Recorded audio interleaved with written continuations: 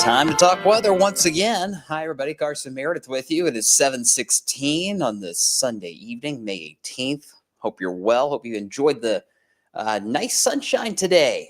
Another pleasant day. There were a few little showers that flared up in southern Kentucky, or our southern counties in Kentucky, I should say. But they didn't last too long. And all in all, we had a good bit of sunshine. And I say I hope you enjoyed it because here we go again. We're talking about more stormy weather to kick off the work week. And, of course, we still have that alert day in place for Tuesday. And there's no major forecast changes at this point. I've got more specific timing for you that I'm going to share tonight.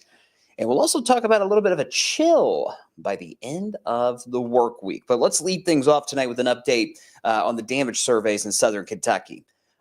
This tornado, as we talked about last night, looked as if it was going to be an EF3 tornado. We can now confirm that. At minimum, this is going to be an EF3 tornado. We can also confirm tonight from our friends at the National Weather Service that this was indeed one long-track violent tornado that went through Russell County, Kentucky, that went through Pulaski County, and Laurel County. Roughly 50 miles was how long this tornado was on the ground. Just kind of doing an estimation with our weather graphic system here behind the scenes earlier today. About a 50-mile long tornado, it appears. Now, as we talked about last night, they're kind of having to tag team the surveys, is the Weather Service, because of the extent of the damage and the path of the destruction that was left behind, right? So there's one part of this path where the surveys are final. And that's the furthest west portion of the tornado path. So basically where the tornado started through about Somerset. That's what I've got the map zoomed in on here. That portion of the tornado path, again, that survey is done. And the final numbers are an EF3 rating, a low-end EF3, but obviously still very, very significant, with peak winds from where the tornado started in Russell County up to Somerset of 140 miles an hour. To officially be an EF3, you were looking for winds of 136 or higher. So again, technically a low-end EF3, but obviously the damage is remarkable. In case you missed our newscast at 6 o'clock, Governor Beshear today announced another fatality in Russell County from this tornado. So we're up to 19 Kentuckians that we lost on Friday night. So this portion of the survey is done from where the tornado started out here near the Eli community in Russell County all the way to Somerset. The survey is done. Now, the second half of the tornado path, the surveys continue this evening. National Weather Service meteorologists from Jackson, Kentucky, and I think Nashville, all assisting the Jackson office to keep these surveys going. And from Somerset all the way to London, that survey continues. Now, keep in mind, like we discussed last night, between Somerset and London, the only thing you really have is the Daniel Boone National Forest. Of course, there's some neighborhoods in there, but more than anything else, there's a significant portion of that tornado track, there's going to be just a lot of trees knocked down in the forest. However, while the surveys are still ongoing from Somerset to London, the Jackson Weather Service office did confirm earlier this afternoon that right towards the end of the tornado, which was in London, meteorologists have seen at least EF3 damage in London, specifically near the London Corbin Airport, which is not too far away from Interstate 75. That's really all we have at this point. Again, the survey is still likely going to take into Monday to get totally done. But we can now say with certainty that this was at least an EF3 tornado. And a lot of you are going to ask in the comments section, is there a chance it could go to an EF4? Sure, there's a chance. It's just whether or not meteorologists with the Weather Service or any structural engineers go out and assess the damage and decide if there is a need to upgrade it to an EF4. That's what happens a lot of times when you have these larger violent tornadoes, is in addition to the meteorologists assessing the damage, they'll call in structural engineers from different companies to look at the damage alongside them, give them input on how structures that were destroyed were originally built. Were there corners cut in the construction that may have made that building or that structure more susceptible to a tornado? If that was the case, the rating would be a little lower. But if it was a strong, solid foundation, maybe that's cause to bump up that tornado rating. So it's a very meticulous, a very detailed process. And when you've got a tornado path that is nearly 50 miles long, that takes a while. That takes a long time to scope out all the damage. Thankfully, technology's evolved where we can use drones now. We can use helicopters and things like that to assess rural areas. But we're likely going to have another day or so before we finally get a formal final rating. But we can say for now, it was an EF3 that rolled through Russell, Pulaski, and Laurel counties on Friday night. And unfortunately, we've got more severe weather on the way. Let's go to the comments, and then we'll dive into that discussion for tomorrow and Tuesday. Let's see. A lot of you watching tonight. Appreciate 400 of you just on our social platforms. Let's see. Good evening, Tina. Hope you're well. Anita, hello, hello. Monday, not so nice as this weekend. It's not horrible, but we are going to have some showers and storms to deal with tomorrow, especially around midday. Weather Geek, hey, no offense, but I'd just as soon not see you guys a lot tomorrow and Tuesday. Yeah, because that means we have some bad news to talk about, right? Well, you won't see me the next couple of days because I'm off. I'll be back on Wednesday. So you don't have to worry about me. The other guys, well, they'll be here. Let's see. Jocelyn, hello from New Albany. Beautiful days. Then you got sunburned. Yeah, it's in that time of year, right? A little over 30 days away until summer kicks off. Let's see. Crispy Brisket on YouTube. Hope you're getting as much rest as you can. I'm exhausted from the weather. I'm sure you are too. Oh, I've been exhausted since January when we had that winter storm. It's been the year that wouldn't end. It's like I said in the push on the Wave Weather app. It's the stormy spring that never ends, unfortunately. Jeff's asking about how wide that tornado was. We don't have that specific information yet. It might be until tomorrow, possibly Tuesday, before we get more of the nitty-gritty details as to how wide the tornado was, what time it was on the ground, how long it was on the ground. We don't have those details just yet. The only thing we really have is at least an EF3 with the peak wind so far of 140 miles an hour. But I got a feeling that might go up as the survey continues out towards London. A couple more comments and we'll get rolling again. ZK, never heard of a tornado traveling that long of a distance. Oh yeah, there's been many, many, many, many tornadoes that have traveled much longer distances than that, ZK. Perfect example was the tri-state tornado of 1925. Take a look at that. Do some research on it. That was one of the early supercell monster tornadoes that we have on record in this country. It was on the ground for hundreds of miles. All right, so we'll move on with the forecast after we give you that update from that tornado down southeast of us. Radar's quiet. We did have a couple showers pop up earlier. We kept that 10% chance in the forecast, and by golly, if you were in Grayson County, Hardin County, south of E-Town, LaRue County, Marion County, you had a few raindrops earlier. That's all it was. Didn't last too terribly long. And now we're quiet for the rest of the evening. Let's zoom things out. You can see the mess that lies ahead. So the front that moved through here Friday night and Saturday morning has stalled out basically along Interstate 40, North Carolina, Tennessee, into Arkansas and Oklahoma. You see we've got numerous severe thunderstorm warnings, numerous tornado warnings up into Nebraska, Wyoming, western Kansas, Oklahoma, and down towards just west of Dallas. This system is what's heading our way, guys. Again, we'll start off with this stalled front that will meander north and east over the next day or two. It's not going to move through really until Tuesday morning is this front, but it's going to get close enough by tomorrow to where we have that chance for showers and storms around midday. But that's all really we'll have with the highest rain chances tomorrow is midday. We'll have a good bit of dry time on either side of it.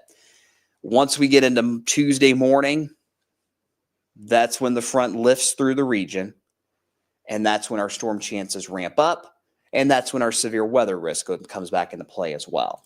So that's the big picture setup for now. Tonight's fine. You can see those high, thin clouds overhead. It's comfortable. Temperature 78 degrees, light breeze out of the west. Not nearly as blustery today either, right? Tonight we're going to drop to around 60 here in Louisville.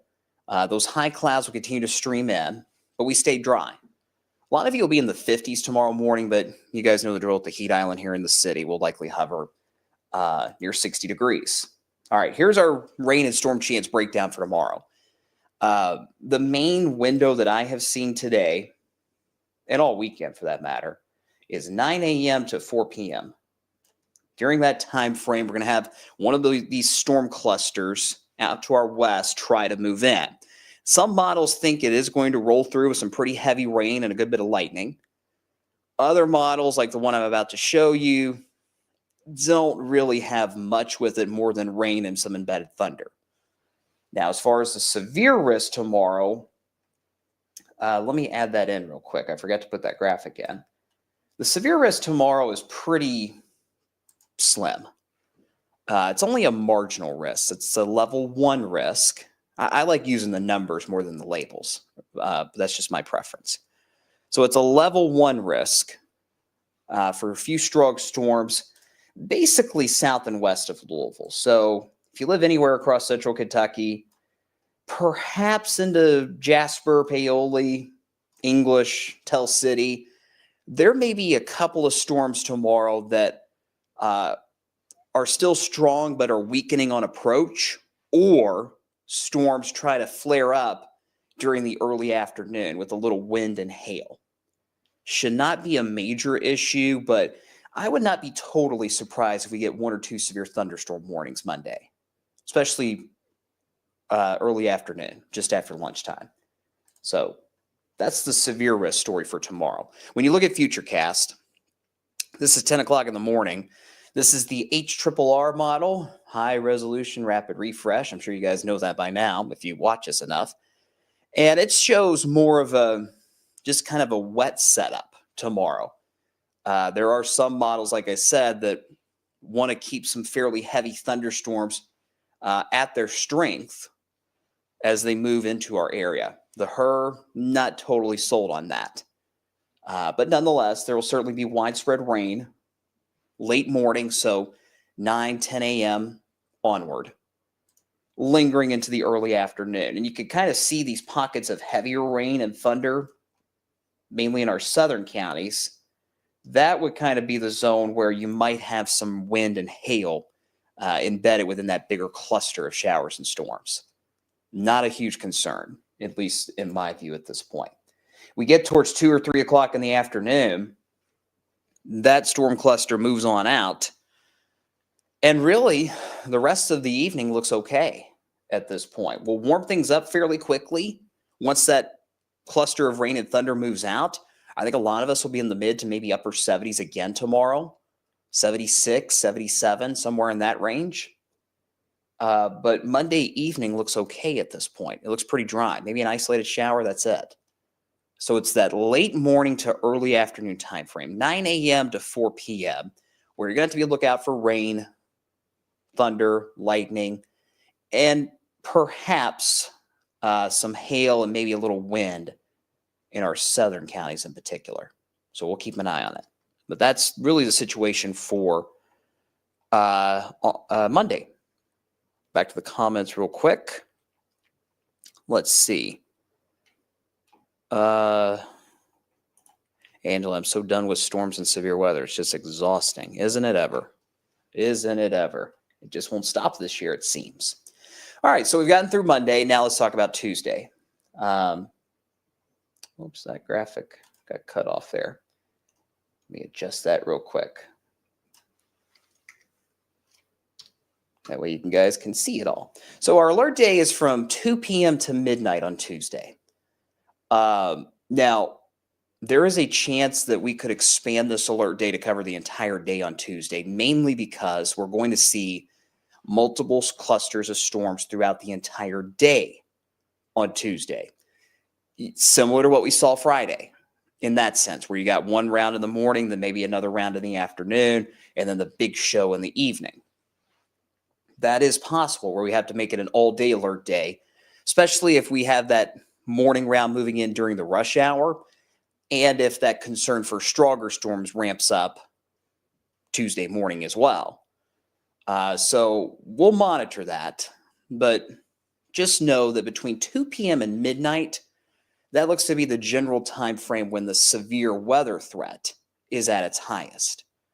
We're going to see multiple waves of storms on Tuesday. I think we will see one Tuesday morning. We may see a second wave Tuesday early afternoon around that 2 o'clock time frame that you see on the graphic. And then the main show moves in late Tuesday afternoon and into Tuesday evening. Similar threats as what we saw Friday night. Damaging winds, perhaps some large hail, tornadoes. I still don't think this is going to be as extreme as what we saw Friday night. In other words, I need to be careful here. I'm not as concerned about seeing violent tornadoes this go round. However, if we get enough breaks in the rain in between each wave of rain and storms, and we get enough clearing, we get enough sunlight, we're going to have more problems with that final round Tuesday, late afternoon and evening. And another thing to keep in mind, these clusters of storms on Tuesday are going to be a little slower than what we had Friday. And if we see repeated rounds of heavy rain on Tuesday, that may lead to an increased flooding threat too, more than what we saw last week. So when we say all hazards at play, we mean everything could be a problem on Tuesday. The slight risk has not changed. Still a level 2 risk. 1 being a low severe risk, 5 being an extreme severe risk. We're at a 2. I will tell you, because I know a lot of you are going to ask, are we going to get an upgrade? Are we going to get an upgrade? I think it's possible. I do think it's possible, especially in our central Kentucky counties, because I think those of you down near E-Town, Bardstown, Hardinsburg, Litchfield, so on and so forth, I think you guys have a better chance to see some clearing on Tuesday in between waves of storms. That would mean more instability for you guys, and that could potentially mean more potent severe storms. So I'm not going to rule out a level 3 enhanced risk getting added for parts of our area. We won't get another update until tomorrow morning. So make sure you're tuned in to Tawana's forecast on sunrise for that information. But I would not be surprised if at least parts of our area were upgraded to that enhanced risk. I'll zoom out the map and you can see that enhanced risk is not too far away. There you see it across a good chunk of Tennessee, in northern Mississippi, mild stomping grounds in North Alabama. They're going to have a more open, warm sector. They're not going to have as many waves of storms as we are. So that's why they're going to have a lot more instability and a lot of more storm fuel and moisture and all that good stuff for more potent severe weather down that way. And there's a chance that risk might get pushed just a little bit further to the north as we head into Tuesday. And again, we'll get a new update on that early tomorrow morning.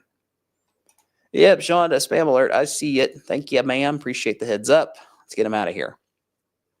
So that's kind of where we are big picture wise for Tuesday.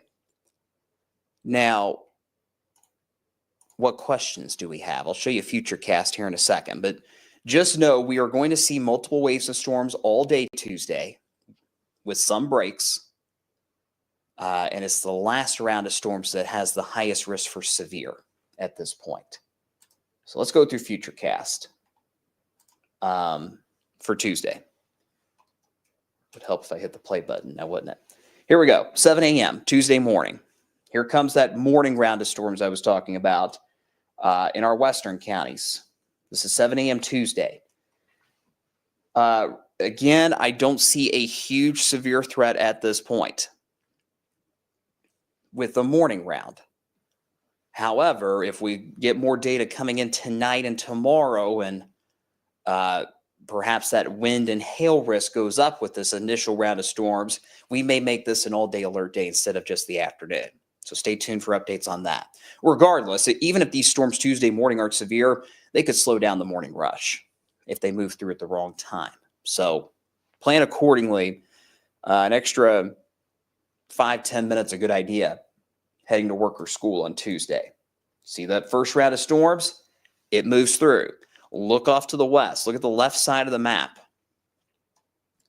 Rain-cooled air up near Louisville and in southern Indiana. Look at Owensboro at 9 o'clock Tuesday morning, 70. Litchfield, 67. Mumfordville, 68. We are going to recover quickly if we get clearing on Tuesday. We're going to get unstable air back in here pretty quickly again. But it's not set in stone that we're going to see that kind of clearing. Friday, yeah, we knew we were going to see clearing very quickly on Friday.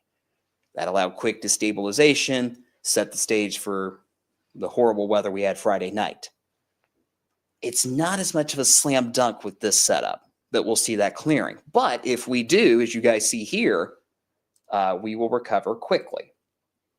Now, as we get towards 2 o'clock Tuesday afternoon, this model, which is not the high-resolution rapid refresh model, it's not the HRRR. This is a in-house computer model that you can only access in this building. It suggests perhaps a second cluster of showers and storms in the early afternoon window, 2 o'clock. There are some other models that really aren't sold on this. But I wanted to give you that earliest alert that this may be a second round a little earlier in the afternoon on Tuesday. This too may have a low-end risk for wind and hail. It's later in the afternoon when the big show gets going out west. 4:30, you see these very strong thunderstorms, perhaps severe, out near Evansville, out towards Owensboro. Speaking of Owensboro, look at their temperature, at least according to this model, at 4:30 on Tuesday, 85. Look at our temperatures in wave country, especially in that warmer air mass that's not rain-cooled. 79 in Louisville, low 80s across southern Kentucky, central Kentucky. That's why I think there's a chance those of you down near Bardstown, Eatontown, and Litchfield may get an upgrade to an enhanced risk because you're going to have more time to warm up, to clear out, and to destabilize for the big show later in the day. So as we get past 4 o'clock, you see those storm clusters developing off to our west.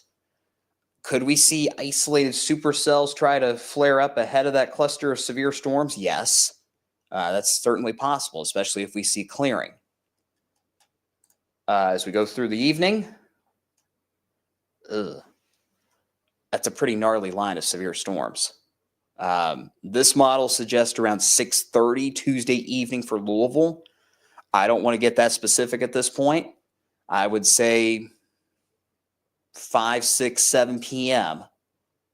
On Tuesday is kind of the general window when that severe threat is at its highest here in the metro. At this point, keep in mind that time is going to be adjusted in the days ahead. But this is a classic QLCS. That's a fancy word for a line of severe storms, quasi-linear convective system. This is the kind of classic setup that would have widespread damaging wind gusts, 60, 70 miles per hour, and spin up tornadoes. When you see those little kinks in the line, like down at the bottom of the map here near Mumfordville, that's where you get some rotation that develops along that line, where you can see an isolated tornado develop. So I'm fairly confident we'll have watches and warnings again on Tuesday. And I don't say that to scare you guys at all, but the severe threat is certainly there. And let's hope at this point it's not going to be as extreme as what we just dealt with 2 nights ago. We go through the rest of the evening. This is around 7, 8 o'clock. That squall line, that line of severe storms continues to push east. I keep the alert day timing through midnight just to give ourselves some wiggle room in case the system slows down. Based on the current trends, we may be able to end that alert day by 9 or 10 o'clock Tuesday night. I don't see this as a night where you're going to have to stay up all night at all.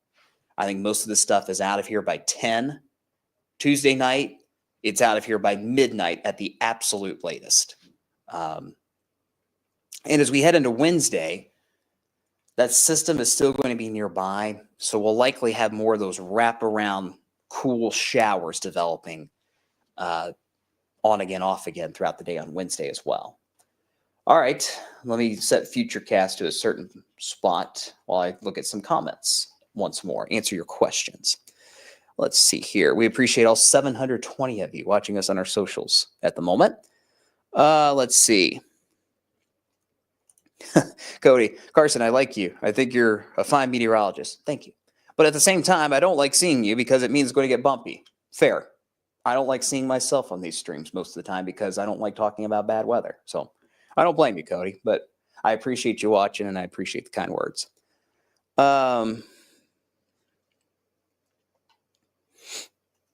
Let's see here. Kelly, I've seen meteorologists already post that Tuesday's calling for strong tornadoes and it's going to be an outbreak and it's going to be close to what we saw on Friday. Well, that is their personal opinion. My opinion is the severe threat is certainly there. There could certainly be some damaging wind. There could certainly be tornadoes. But at this stage, I don't think the threat is as extreme as what we saw Friday. Could that change? You bet. It certainly could. This could still be a widespread damaging wind event. And we need to pay attention to it. But I do not like, getting everybody all wound up, 2-3 days in advance because a lot can change. My job is to inform you, not to scare you. So that is their opinion. I'm giving you my opinion, but I appreciate that comment, Kelly. It gives me an idea of what others are thinking out there, right? Let's see. Are we talking 3,000 Cape if we get more clearing? Certainly. 2,000, 3,000? I think so, absolutely. Especially in Southern Kentucky. I really think there's a decent chance we could see an upgrade to an enhanced risk in our southern counties right through here for Tuesday. Because you guys down to the south will have a better chance to clear out on Tuesday. So if we do clear out, it's going to be a juiced up atmosphere again. For severe storms, especially damaging winds.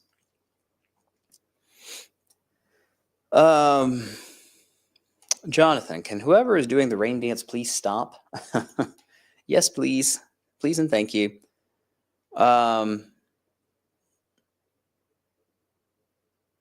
Let's see. Cindy, 10-day. I'm getting there. I promise. It's a severe weather setup. I got to spend a lot more time on that than I normally do. If this was a quiet night, quiet forecast, I'd be off the air by now. But I had a lot to talk about tonight. Let's see. Joe, hoping for a drought-free summer after all this rain. Hopefully we're in decent shape into June. Who knows what the rest of the summer might bring, but I'm not overly worried about a drought, at least into the first half of June. Hopefully that remains the case. Fletcher, appreciate your trust. Thanks for tuning in. Let's see.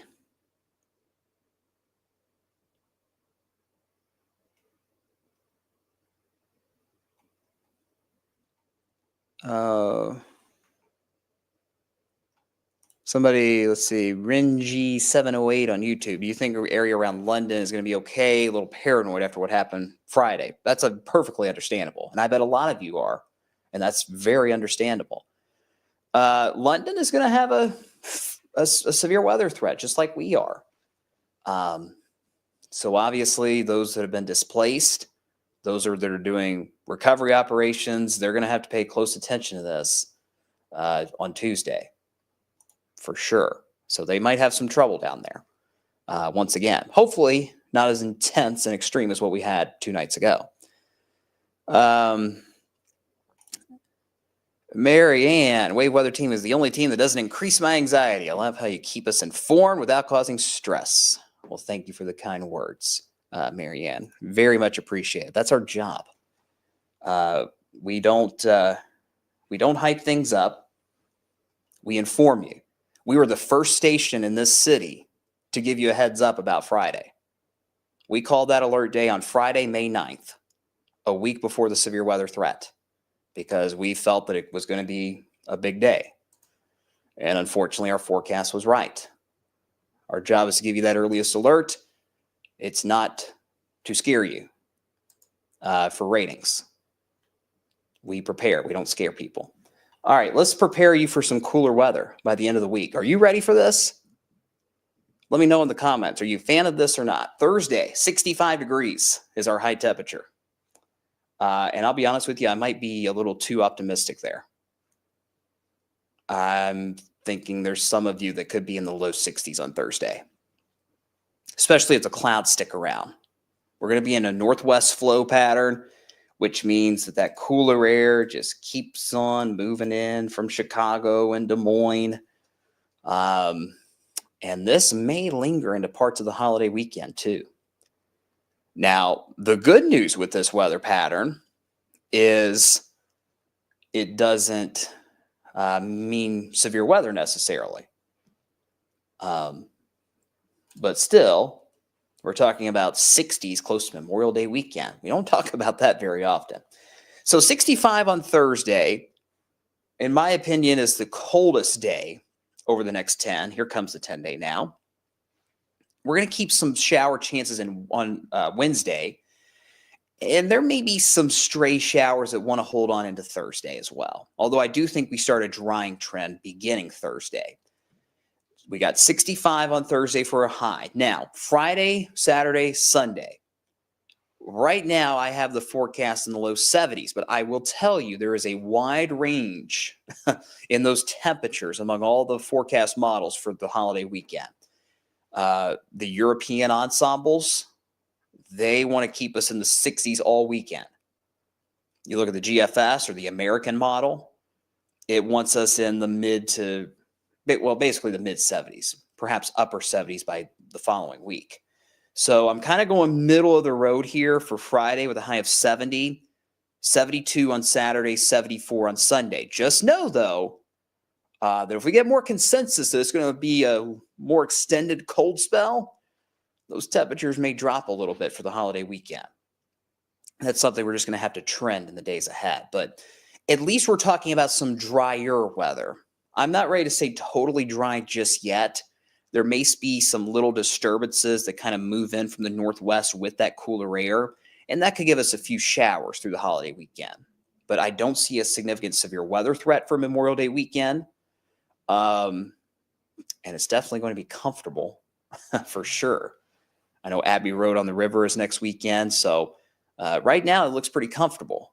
We'll just have to watch for maybe some small rain chances. But right now, I think the greater rain chances next weekend are southwest of us once again. So, who's a fan of that cooler air? A lot of you are. A lot of you are. Marianne is a fan. Angela's a fan. Anita's a fan because it's free AC. Yes, it is. Blue loves the cool. Tina wants the heat. ZK, not a fan. Shonda says she'll take it after everything over the last month. Yes, that is for sure. Sandy likes cool, but not cold. I think it'll be cool. It'll definitely be cool by the end of the week, not necessarily cold. Shonda, good camping weather. Yeah, if you're heading out camping for the holiday weekend, it looks very, very comfortable for sure. Let's see.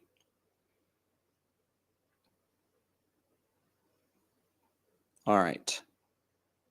Angela would rather have the cooler weather for the holiday, unlike last year. Oh my gosh. Yeah, let's not talk about Memorial Day weekend last year. If you don't remember, we had a significant severe weather event on Memorial Day Sunday, Indianapolis 500 race day. I say that because I was at the Indianapolis 500 last year with all those storms rolling through. It was not fun. So I don't foresee that this Memorial Day weekend, thankfully. Perhaps a few storms on the holiday itself next Monday, but the models are really struggling that far out as to whether or not we might have a system roll through at that point. I wouldn't worry about that just yet. Let's see. All right, guys. So that's really all I have for tonight. Again, we'll keep a close eye on Tuesday, especially. We're going to have that rain and thunder midday tomorrow. So keep the umbrellas handy for sure. Grab them in the morning, even if you're not seeing rain as you're heading to work or school. You might need them by the time you're heading home. So just keep that in mind. And then we'll get towards Tuesday and we'll see what happens. Again, we're going to have multiple waves of storms on Tuesday. One in the morning, near the morning rush. Possibly another around 2, 3 o'clock. And then the main show comes in after 4 or 5 p.m. With all severe weather hazards once more. So just stay tuned. We're going to be here. We will be here all week. Brian will be back tomorrow with Storm Talk. He'll give you a much more detailed analysis of how this is all going to play out. But hopefully you do have a good idea of how this is all going to shake out by Tuesday. Everybody's on edge after Friday night. I get it. If you're not on edge, you're exhausted. I'm a little bit of both. But we'll get through it just fine. We'll be okay. As long as we can keep everybody safe, that's all that matters at the end of the day. So just keep watching us here on Wave Weather Now, on the social media platforms, on the TV side. We got you covered. Shonda, are you going to the 500 this year? I am not. I'm actually going to another race the following weekend. I didn't want to do back-to-back races. That's too much. That's way too much on too much traveling and too much money, to be honest. Nikki would love a week without the possibility of damaging winds and tornadoes. Well, hopefully, once we get past Tuesday, we can have a nice little break in severe weather. Might be some rain and thunder chances, but cooler pattern usually means a quieter pattern in general, which is good this time of year, right? ZK, will the kids be safe getting off the buses Tuesday? It just depends on the timing of those waves of storms. I'm not going to guess as to what schools are going to do with early dismissals or things like that. I think the worst severe weather threat on Tuesday is long after the kids are out of school, past 4 or 5 o'clock. Of course, some schools do get out at 4 o'clock now. I keep forgetting that. But nonetheless, we'll cross that bridge when we get to it on Tuesday. So All right, guys, that's going to do it for tonight. Appreciate y'all tuning in. You can see me on TV, the old school TV, the old school newscast tonight on Wave News at 11. And Brian will be back here with Storm Talk tomorrow morning, and the guys will have you covered as we get closer to our next alert day on Tuesday. Take care, guys. I'll see you tonight at 11. Have a good one.